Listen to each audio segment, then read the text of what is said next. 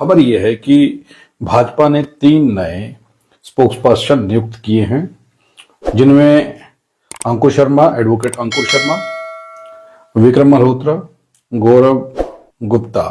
ये खबर आपको इसलिए बताने के लिए हाजिर हुआ हूं कि खबर बहुत जरूरी है। तो आज से लगभग 11 महीने पहले एडवोकेट अंकुर शर्मा का हमने एक इंटरव्यू किया था उनके पार्टी ऑफिस में जाके, और पार्टी थी राष्ट्रीय पार्टी जो थी वो एकम सनातन भारत दल थी, उसके वो राष्ट्रीय अध्यक्ष थे। तो हमने उनका इंटरव्यू किया था और कुछ सवाल पूछे थे, और सबसे पहला सवाल ये था कि क्या आप एकम सनातन भारत दल जो बना करके जिसमें आप काम कर रहे हैं, जिसके आप राष्ट्रीय अध्यक्ष हैं, ये भाजपा की ही बी टीम तो नहीं है? आप भाजपा के लिए ही काम तो नहीं कर रहे हैं?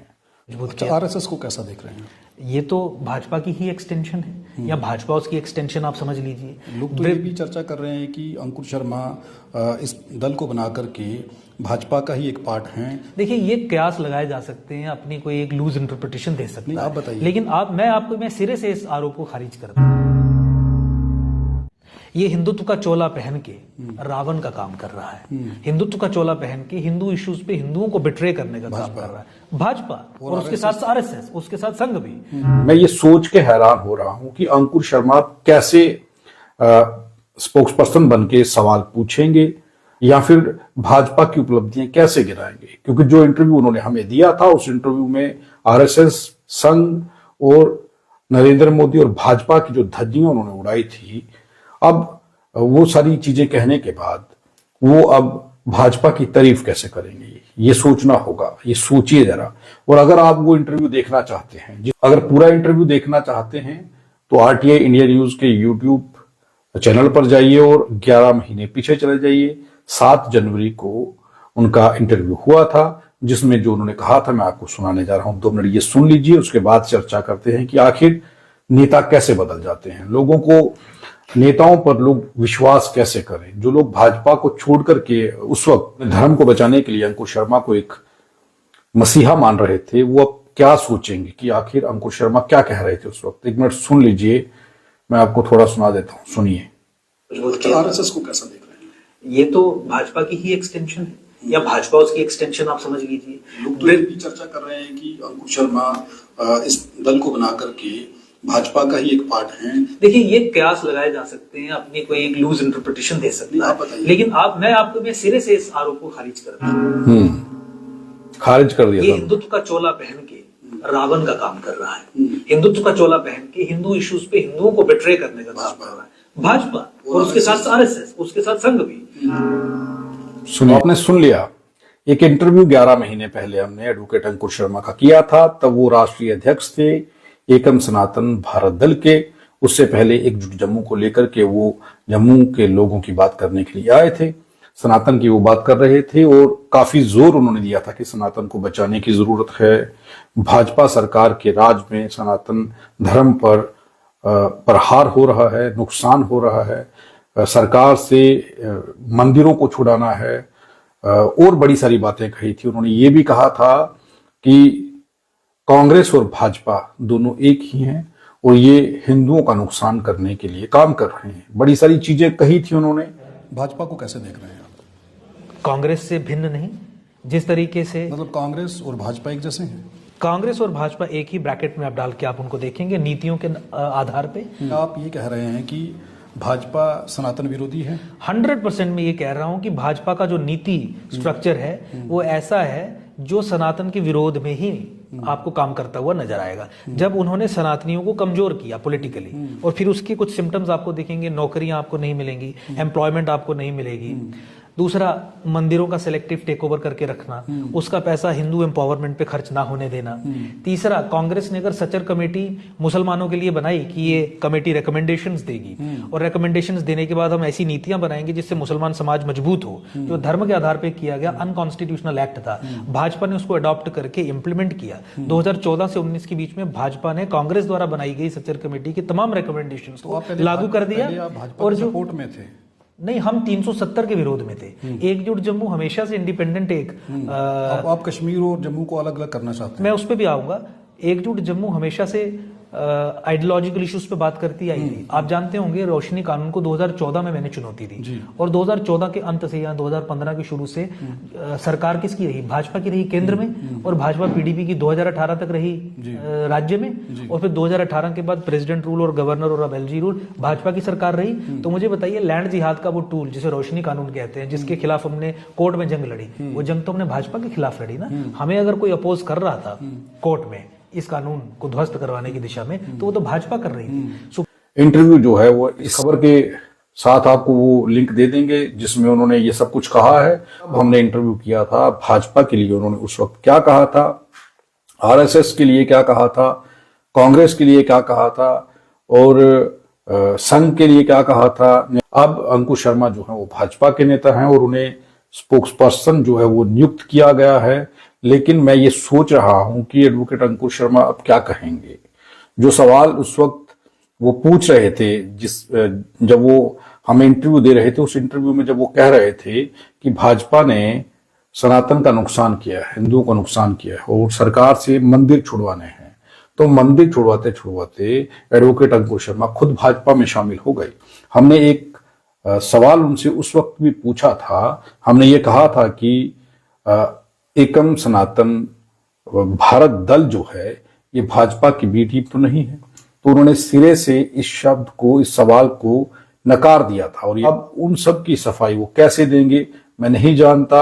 और अब वो जब स्पोक्स पर्सन भाजपा के बन गए हैं और अब जब मीडिया के सामने आएंगे तो भाजपा की उपलब्धियां, भाजपा के कामों की उपलब्धियां, आरएसएस की उपलब्धियां, संघ की उपलब्धियां, मोहन भागवत की उपलब्धियां और सनातन को जो खतरा वो उस वक्त बता रहे थे, इन सब से वो कैसे लोगों का ध्यान हटा पाएंगे। जो चीजें उन्होंने कही थी वो रिकॉर्डेड हैं, कई सारे इंटरव्यू उन्होंने दिए थे मीडिया को, हमें भी इंटरव्यू दिया था। तो एक मिनट सुनिए क्या कह रहे थे उस वक्त, वो क्या कहते थे। आरएसएस को कैसा देख रहे हैं? ये तो भाजपा की ही एक्सटेंशन है या भाजपा उसकी एक्सटेंशन आप समझ लीजिए। लोग तो ये भी चर्चा कर रहे हैं कि अंकुश शर्मा इस दल को बना करके भाजपा का ही एक पार्ट है। देखिए, ये कयास लगाए जा सकते हैं, अपनी कोई एक लूज इंटरप्रिटेशन दे सकते हैं, आप बताइए। लेकिन मैं सिरे से इस आरोप को खारिज करता हूं। ये हिंदुत्व का चोला पहन के रावण का काम कर रहा है, हिंदुत्व का चोला पहन के हिंदू इश्यूज पे हिंदुओं को बिट्रे करने का काम कर रहा है भाजपा, और उसके साथ आरएसएस, उसके साथ संघ भी। तो सुन लिया आपने, ये विचार थे एडवोकेट अंकुश शर्मा के तब जब वो राष्ट्रीय अध्यक्ष थे एकम सनातन भारत दल के। ये पूरा इंटरव्यू देखने के लिए इस लिंक को खोलिए और देखिए कि उस वक्त जो इंटरव्यू दिया था, उस वक्त भाजपा को लेकर के उन्होंने क्या कहा था, आरएसएस को लेकर के क्या कहा था और संघ को लेकर के क्या कहा था, नरेंद्र मोदी जो देश के प्रधानमंत्री हैं उनको लेकर के क्या कहा था, और अब वो जब स्पोक्स पर्सन है तो अब वो उपलब्धियां कैसे गिनाएंगे, ये एक बड़ा सवाल है। एक आरएसएस को कैसा देख रहे हैं? ये तो भाजपा की ही एक्सटेंशन है या भाजपा उसकी एक्सटेंशन आप समझ लीजिए। लोग तो ये भी चर्चा कर रहे हैं कि अंकुश शर्मा इस दल को बना करके भाजपा का ही एक पार्ट हैं, जहां पर भाजपा कमजोर है वहां पर वो काम करेंगे और बाद में भाजपा को फायदा देंगे।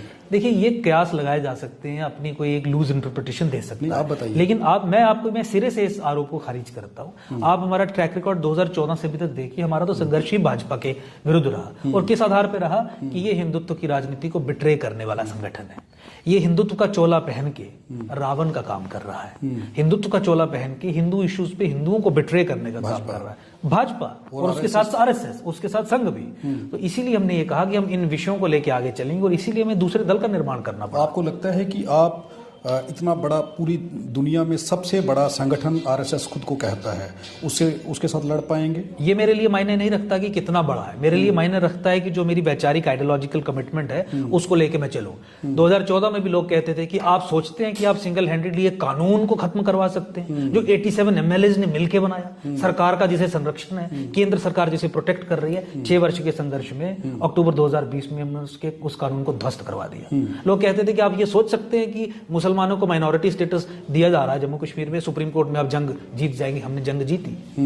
लोग ये कहते थे कि आप रोहिंग्यास और बांग्लादेशी की सेटलमेंट के विरुद्ध बोल रहे हैं, कौन जानता है क्या लोग समर्थन में आएंगे। आज परिस्थिति ये है कि रोहिंग्यास और बांग्लादेशी की सेटलमेंट के विरुद्ध पूरा समाज यहाँ का खड़ा है। तो इसीलिए कोई भी, आप भारतीय कॉन्स्टिट्यूशन को मानते हैं? 100%, और उस कॉन्स्टिट्यूशन के दायरे में रह के हम प्रैक्टिस भी करते हैं, काम भी करते हैं, और इसीलिए विश्वास रखते हैं तभी आप काम कुछ करते हैं। धाराएं बदलने की बात कर रहे हैं? धाराएं बदली जाती हैं, धाराएं बदली जाती हैं। धाराएं बदलने की जो प्रक्रिया है वो कॉन्स्टिट्यूशन के आर्टिकल 368 में स्वयं दी गई है, और जो धाराएं आप बदलेंगे वो भी कानून सम्मत होनी चाहिए। सुप्रीम कोर्ट ने उसका टेस्ट फिक्स किया है, तो उसकी पूरी अंडरस्टैंडिंग के आधार पे मैं ये कह रहा हूँ कि जो भी ऐसी धाराएं जो पॉलिटिकल एक्सपीडियंसी के कारण अनुच्छेद उसमें डाले गए संविधान में, जो संविधान की मूल भावना को ही डिफीट करते हैं इन इटसेल्फ, उन्हें बदलाव उनका किया जाना चाहिए। जैसे फॉर इंस्टेंस, हिंदुओं को आज हक नहीं है कि वो अपने एजुकेशनल रिलीजियस इंस्टीट्यूशंस सेटअप कर सके ऑटोनमस तरीके से अंडर आर्टिकल 29 एंड 30। तो क्यों नहीं हक होना चाहिए हिंदुओं को कि वो अपने autonomous religious educational institutions, autonomous की मैं बात कर जो आर्टिकल 29 और 30 में वो बना पाए, बाकी सब कम्युनिटीज को है। तो बराबरी पे लाने का जो काम है उसका तो समर्थन मुझे लगता है कि समाज में से हर एक व्यक्ति को है ना। सीएए को कैसे देख रहे हैं आप? किसको? सीएए एक बहुत लाभदायक कदम था जो सरकार ने उठाया था, लेकिन अनफॉर्चुनेटली भाजपा ने और संघ ने बिट्रे किया हिंदुओं को इस पे भी। एक तो पहले पार्शियली कि 2014 से पहले पाकिस्तान, बांग्लादेश और अपना अफगानिस्तान से जो धर्म के आधार पर प्रताड़ित होकर हिंदुस्तान में शरण लेके बैठे उन्हें नागरिकता देंगे। क्यों 2014 के हिसाब से? जब आप इन देशों के राज्यों की बात कर, 47 में आप ही ने बांटा, धर्म के आधार पे बांटा, पाकिस्तान का निर्माण धर्म के आधार पे हुआ, वहां फिर हिंदुओं की, सिखों की प्रताड़ना हुई।